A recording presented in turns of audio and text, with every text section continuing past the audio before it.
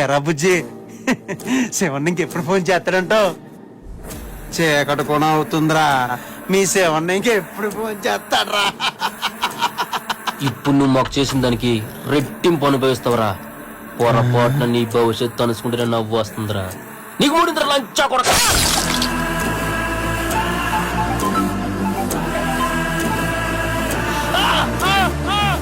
అవునరా బుజ్జి, వీడికి చెప్పాను కదరా ఏళ్ళు చూపించద్దని, మరి వీడు కూడా ఏళ్ళు చూపిస్తాడేట్రా? అయినా ఇంకెప్పుడు ఏళ్ళు చూపించలేడే. అరే రుపుగా, అవతల మీ శివన్న ఫోన్ చేసి యువతలు మాట్లాడతాను కదా, ఊరు కరుస్తావేటారు లంచా కొడక. పుసుకో. రే నేను శివన్న మాట్లాడుతున్నా. హలో శివన్న, యాక్చువల్లీ నంబర్ నా దగ్గర సేవ్ అయి ఉంది శివన్న, కాకపోతే నీకు ఫోన్ చేయడానికి నాకు ఒక్కలా.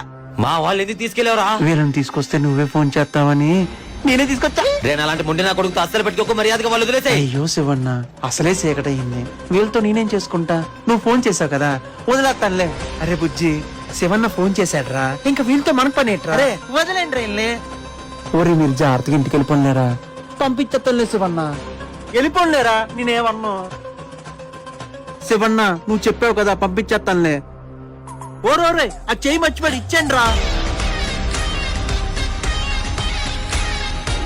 శివన్న, నువ్వు ముండోడు అయితే నేను తెక్కల్లో ఉండే శివన్న.